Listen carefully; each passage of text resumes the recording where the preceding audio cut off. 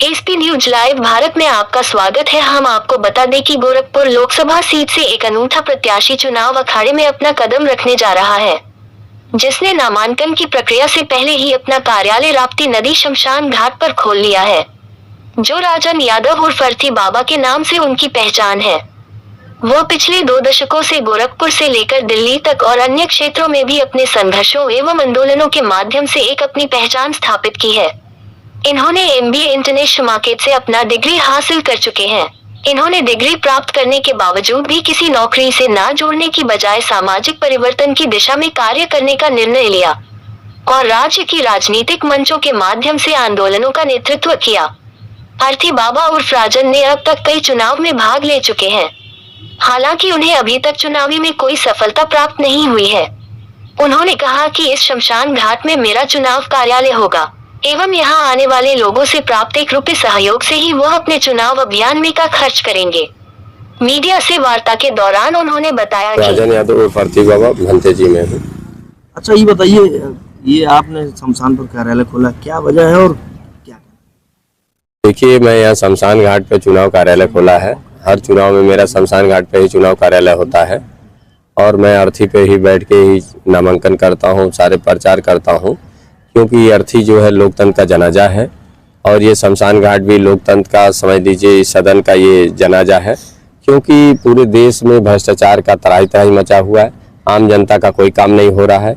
यहाँ पे देखिए, किसी का भी नौकरी का कोई बात नहीं करता, कोई भी विकास की, असली विकास की बात नहीं करता। हर आदमी, फीस इतनी महंगाई है, बच्चे पढ़ नहीं सकते, इलाज इतना महंगा है, कोई इलाज करा नहीं सकता। अभी चले जाइए यहाँ एम्स, तो मैंने यहीं पे पानी में रह के मैंने संघर्ष किया तो एम्स बन गया। इन एम्स में जाइए, कोई सुविधाएं नहीं है, अभी सब लोग रेफर ही करते रहेंगे। मैंने मेडिकल कॉलेज की लड़ाई लड़ा, वहाँ के भ्रष्ट प्रिंसिपल को मैंने जेल भी भेजवाया। फिर फर्टिलाइजर की भी लड़ाई लड़ा, खैर फर्टिलाइजर खुल गया। और यहाँ पे शमशान घाट पे भी माननीय मुख्यमंत्री आए थे, तो मैंने कहा यहाँ पक्का घाट बनवा दीजिए, तो मुख्यमंत्री जब बने तो उन्होंने बनवा दिया। तो देखिए, देश में हमेशा मैं संघर्ष करते रहा हूँ यहाँ पे, लेकिन चुनाव को लड़ने के लिए लोग, एक्टर लोग आ गए हैं। क्या एक्टर लोग से अब देश चले? क्या नेताएं अब एकदम उन लोगों का जनाजा निकल गया है, नेताओं का, आम जनता का, कि अब एक्टर आके अब देश संभालेंगे? जो नाच रहे थे, गा रहे थे, आज आके देश संभालेंगे? इन लोगों को गोरखपुर में कोई जानते नहीं है। तो नेता लोग सब बाहरी हैं, गोरखपुर आम समस्या के बारे में लोग जानते भी नहीं है, कहाँ जाम लगता है, कहाँ क्या मेन समस्याएं हैं, तो ये सब कुछ नहीं जानते हैं।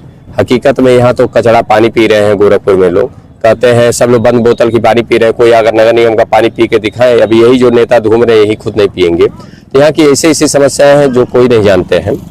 और मैं यहाँ शमशान घाट पे ₹1 बिटोर रहा हूँ, इससे पर्चा दाखिला करूँगा। अच्छा, ये बताइए, आपका पोलिंग एजेंट कौन होता है और प्रस्तावक समर्थन किन्हें आप लेके मानते हैं, किसे लेकर जाते हैं?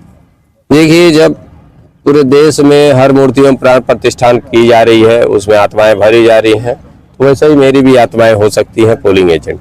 बाकी कोई मेरी आत्माएं नया नहीं है, बस उन्हीं की आत्माओं की तरह मेरी भी है। कैसे जाते हैं आप पर्चा दाखिला? देखिए, पर्चा दाखिला मैं अर्थी पे ही जाता हूँ, क्योंकि लोकतंत्र का जनाजा है। सब लोगों को दिखाना चाह रहा हूँ कि लोकतंत्र पूरा भ्रष्टाचार में एकदम मर चुका है, ये उसी का जनाजा। इसके पहले कितने चुनाव आप लड़ चुके हैं और क्या आपकी क्वालिफिकेशन क्या है? मैं, देखिए, MBA इंटरनेशनल बिजनेस हूँ, मैंने अच्छा पढ़ाई किया और होम्योपैथ से फार्मासिस्ट भी हूँ। मैं 12-13 चुनाव ऊपर लड़ चुका हूँ। मैं 4 बार तो MLA लड़ चुका हूँ। मैं यहाँ पिपराई से 2 बार लड़ा, शहर से लड़ा, वहाँ जाके फिर देवरिया भी, सदर से भी लड़ा। मैं लोकसभा जाके राजनाथ सिंह के खिलाफ भी पर्चा भरा, मोदी जी के खिलाफ 2 बार भरा। फिर मैं गोरखपुर से योगी जी के खिलाफ भी लड़ा हूँ, इस बार मैं चुनाव लड़ ही रहा हूँ।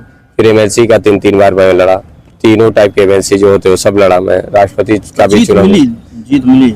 देखिए, जीत तो एक बार भी नहीं मिली, लेकिन मैं हार नहीं मानने वाला हूँ। मैं हमेशा लड़ता रहूंगा और मेरा संघर्ष कभी बंद नहीं होगा। अभी मैं बुद्ध की तरफ बढ़ा हूँ। अभी देखिए, बुद्धम शरणं गच्छामि, अभी बुद्ध की तरफ सबको आना पड़ेगा, क्योंकि देखिए, देश में अभी जो 3 बड़े नेता हैं, अगर ये विपक्ष के जो बड़े नेता हैं ये कह रहे हैं सरकार हम बदल देंगे, सरकार ये कभी नहीं बदल पाएंगे जब तक ये बुद्ध की शरण में नहीं जाएंगे। माननीय सोनिया जी के लड़के को भी बुद्ध का शरण लेना पड़ेगा, मुलायम सिंह के लड़के को भी बुद्ध का शरण लेना पड़ेगा, लालू के लड़कों को भी बुद्ध का शरण लेना, तब ये जाके चुनाव फिर से जीत सकते हैं। तो नहीं तो ये बेवकूफ बना के जनता को चुनाव फिर से नहीं जीत सकते। आपने शादी ब्याह किया, गृहस्थ है आप? देखिए, मैं शादी नहीं किया हूँ और शादी तो खैर मुख्य बड़े बड़े नेता भी नहीं किए हैं, लेकिन आम जनता की सेवा के लिए मैं संघर्ष कर रहा हूँ। और मैंने नौकरी भी फॉरेन में लगी, मैंने नौकरी भी नहीं किया। मैं आम जनता का अभी तक सेवा ही करते आ रहा हूँ। ये बताइए, केजरीवाल अंतरिम जमानत पर रिहा हुए हैं, 1 तारीख तक जमानत मिली है। देखिए, मैं अन्ना आंदोलन में उस समय रहा हूँ 2010 में। उस समय आंदोलन में मेरा ही दिल्ली में गिरफ्तारी हुई थी, तिहाड़ जेल मुझे ही भेजा जा रहा था। तो बाद में दिल्ली पुलिस कमिश्नर ने पैक करके मुझे गोरखपुर भेज दिया। अगर वो तिहाड़ जेल मैंने काटा होता तो अन्ना बाहर ही चिल्लाते रह गए होते। वहाँ पूरी जो राजनीति थी, चाहे पंजाब तक की, वो सब राजनीति मेरे अंडर होती। लेकिन 2025 में मैं चुनाव फिर लड़ा रहा हूँ।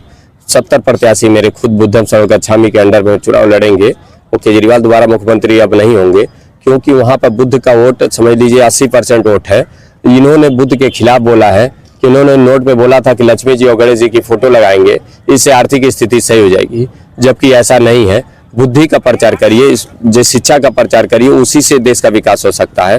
किसी नोट पे लक्ष्मी जी की फोटो लगाने से नहीं हो सकता। डर नहीं लग रहा है जमानत पर बाहर आ गए हैं अरविंद केजरीवाल? अरविंद केजरीवाल देखिए, ये बड़े लोगों के नेता हैं, आम गरीबों के नेता नहीं है, ये दलितों के नेता नहीं है, ये पिछड़ों के नेता नहीं है, इनका कोई रोल नहीं है। यहाँ इंडिया के सभी लोग जो गरीब होते हैं, पिछड़े लोग होते हैं, दलित होते हैं, वो दिल्ली में जाके बस के मजदूरी करते हैं, इन्हीं का वोट सबसे ज्यादा है। तो इसीलिए दिल्ली में इस बार मैं चुनाव लड़ा रहा हूँ। दिल्ली में इनकी जमानत जब्त होगी केजरीवाल की। टक्कर देंगे? वहाँ वो हार जाएंगे, क्योंकि वहाँ सिर्फ बुद्धिस्ट का वोट है। टक्कर देंगे? मैं टक्कर दूंगा क्या? मैं चुनाव जीत